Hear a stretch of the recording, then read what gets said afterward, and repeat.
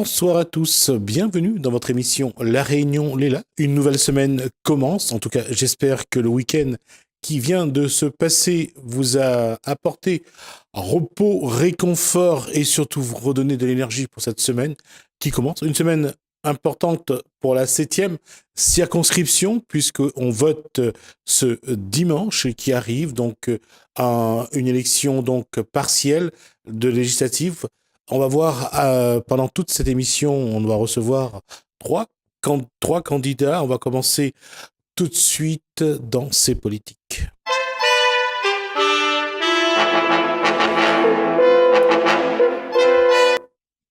C'est sans doute le seul duo féminin de cette élection. Bonsoir Michel Lartin-Graja. Bonsoir également à Sandrine Moukine, qui est donc sa suppléante.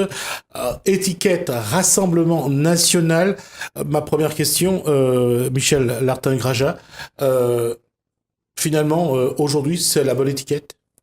Pour moi, oui. Je pense que d'ailleurs, tout le monde doit se retrouver car cette étiquette porte quand même des combats, des idées. Donc, on a tous des idées et aujourd'hui, c'est très important de soutenir cette étiquette. Et d'ailleurs, je suis fière et honorée car, vous savez, cette étiquette a fait quand même plus de 11 millions de voix sur le plan national, 36% dans les DOM et bien sûr, à La Réunion, on l'a fait au-delà d'ailleurs, je me rappelle plus trop, mais on a fait quand même plus de 149 000 voix. On va y revenir sur le Rassemblement National. On va juste rappeler que les résultats qui viennent de donner Michel Lartin-Graja, ça concerne les présidentielles, la présidentielle de 2017. Et il y a aussi les législatives, ça a été un peu moins bien, mais on va revenir là-dessus. Juste avant, on va d'abord demander je vais vous demander de vous présenter. On va commencer par vous d'ailleurs, parce que vous êtes la candidate. Voilà, donc je suis candidat dans la 7e circonscription. Je m'appelle Martin Michel Graja. Donc on me connaît déjà sur le plan politique, on me connaît déjà sur le plan de ce que je fais de combat en tant que président de l'association. Et donc, quelle association ? Donc la nouvelle appellation de cette association, c'est Ava Fondom. Ce qui veut dire ? Donc c'est association pour valoriser justement le foncier à La Réunion. Donc mon combat continue et aussi je m'intéresse beaucoup à notre île et c'est pour ça que je me suis aussi lancée à fond dans la politique. D'accord. Alors Sandrine Moukine, on vous connaît un peu moins.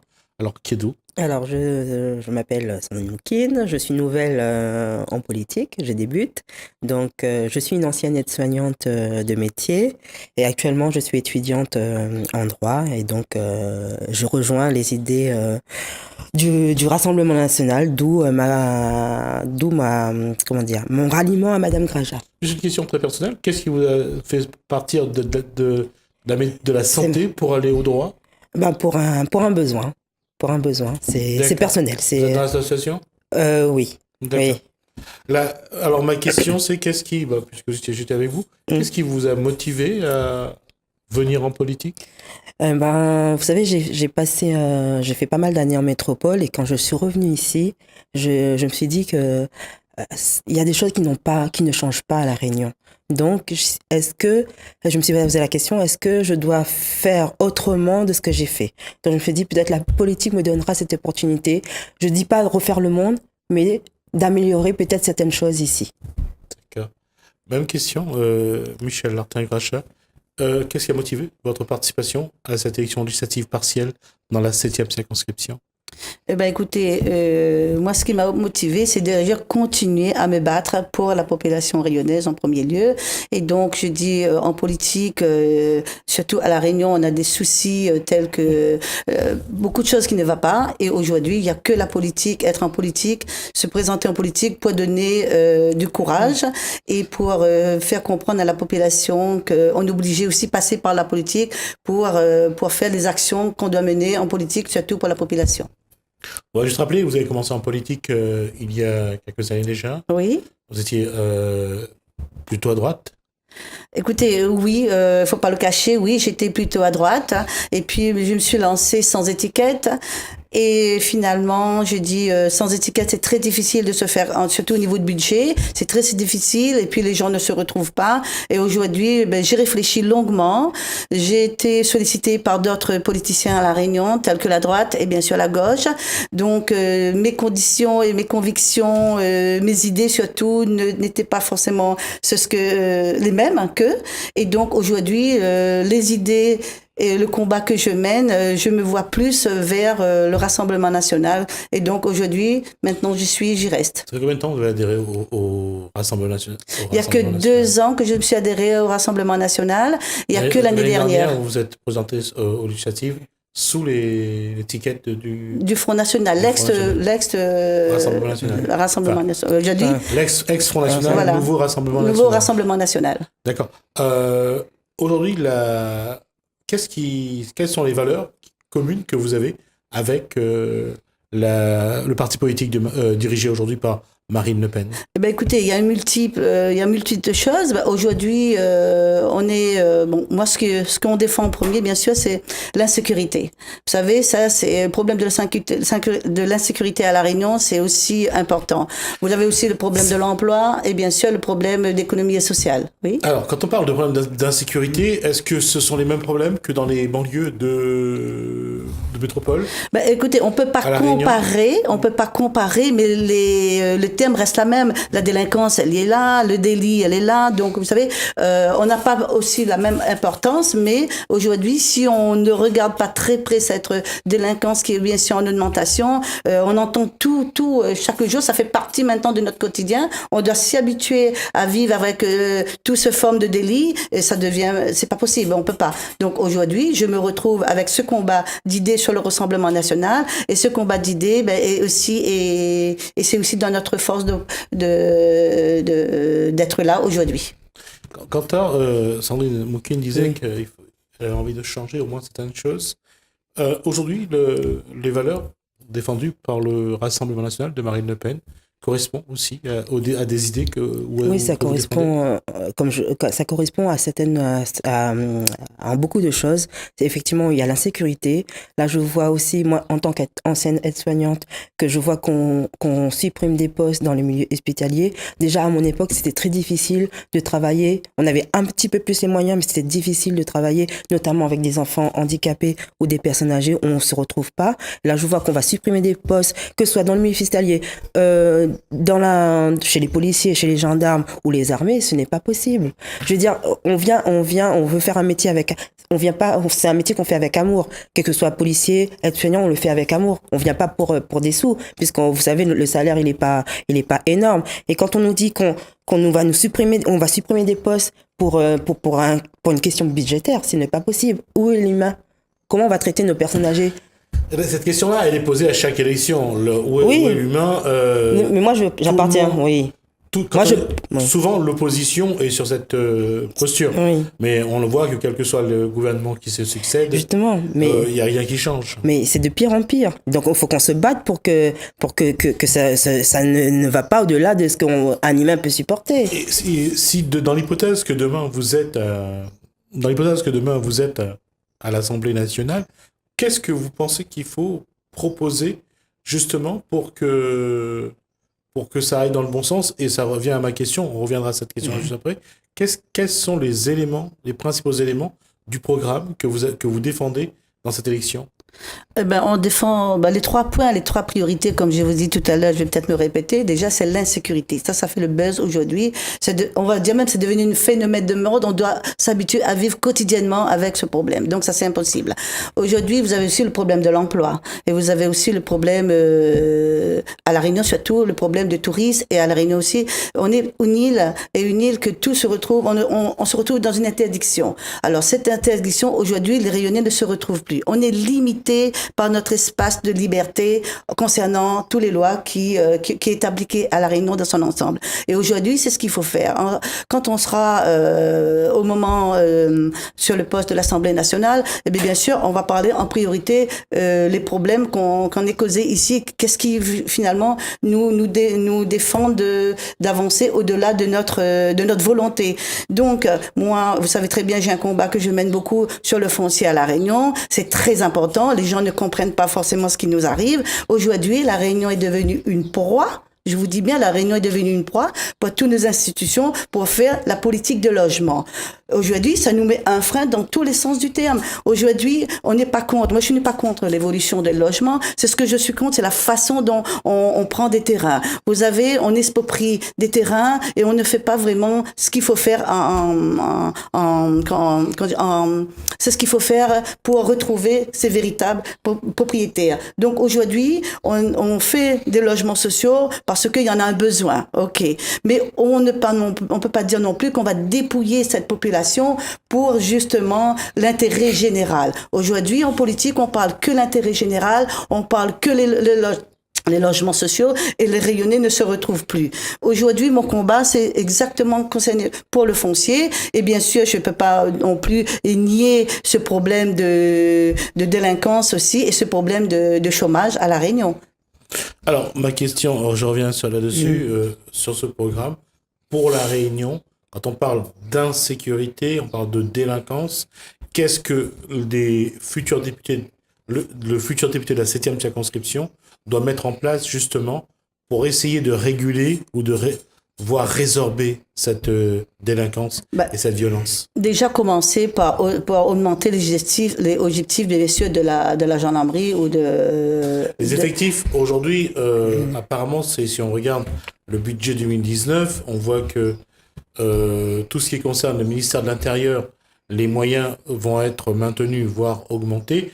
Mais est-ce que de mettre plus de policiers ou de gendarmes sur le terrain, est-ce que c'est ça qui va résorber une situation qui est souvent la cause, qui est souvent la résultante, plutôt le résultat de manque d'emploi, d'une politique sociale qui n'existe pas, d'une politique, qui existe, mais qui n'est pas suffisante, d'une politique qui n'est pas bonne en matière de logement, suffisamment efficace. Quelle va être votre posture demain si vous êtes à l'Assemblée nationale? Écoutez, comme je vous dis, on va d'abord faire un recensement dans tous les corps du métier. On va regarder, par exemple, je prends un exemple, je regarde la population qui sont vraiment dans la précarité. Aujourd'hui, si on est arrivé dans cette stade-là, c'est parce que finalement, on a de contrôle nulle part. Chacun fait un peu comme il veut et comme il entend. Et aujourd'hui, c'est ce qu'il faut faire, c'est dans tous les corps du métier, il faut regarder, il faut faire un recensement de ces gens-là et regarder quel est vraiment leurs besoins. Leurs besoins en premier temps. Je peux vous répondre tout de suite, Madame Lartin-Graja. Tout le monde demande de plus de moyens financiers, plus de moyens humains, en tout cas plus de... Où trouver l'argent? Écoutez, où trouver l'argent, c'est une bonne question. Aujourd'hui, le problème... On est dans un état qui nous, je veux dire, c'est le système finalement qui nous reste dans cette précarité.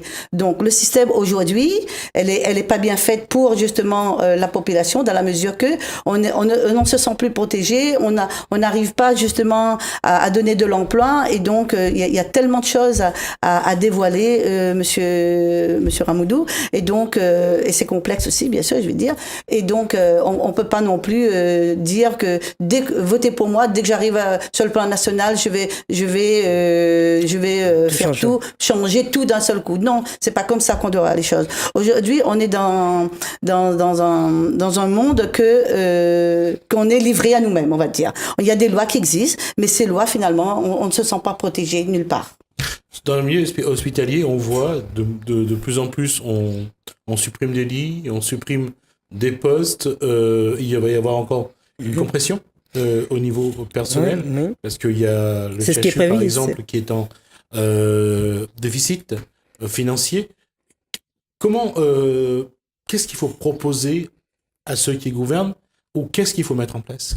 Alors, ce serait peut-être présomptueux de ma part de donner une solution aujourd'hui, mais je pense que ça fait des années, on serre la ceinture du milieu hospitalier. Je pense que vraiment il faut se poser et voir aussi faut vraiment que les gens se posent. Que moi aujourd'hui je dis carrément je n'ai pas la solution, mais je pense que supprimer des postes pour faire des économies, ce n'est pas une solution, et que d'un autre côté on voit qu'il y a des dépenses ailleurs. Donc je pense que le milieu hospitalier a besoin de ces subventions qu'on doit se poser tout le monde, que ce soit le directeur, le ministre de la Santé, vraiment à aller au fond des choses, voir vraiment où on peut prendre cet argent pour financer ce milieu hospitalier. Parce que, je veux dire, on va pas arriver dans un système où on va déposer les gens à l'hôpital et on sait pas si on va les récupérer. C'est pas possible de penser comme ça de nos jours. On est au 21e siècle. Ce n'est pas possible de traiter des gens de cette manière. C'est des gens qui ont travaillé toute leur vie. C'est des gens qui travaillent toute leur vie. On a créé ce système de santé pour avoir des soins plus ou moins pour se faire soigner, et qu'aujourd'hui on arrive, on sait pas si on rentre dans un hôpital, on va en sortir. Ce n'est pas possible de dire on va se contenter de ça, on va subir. Moi, je pense qu'il faut vraiment se poser que tout le monde se pose vraiment et qu'on donne vraiment des solutions réelles. Et pas des promesses qu'on ne tiendra pas. D'accord. Vous avez eu l'occasion de voir ce qui va se passer pour l'hôpital de Saint-Louis ou pas? Non. Honnêtement, non. D'accord. Alors, sur cette circonscription, quels sont les besoins criants, urgents sur la 7e circonscription?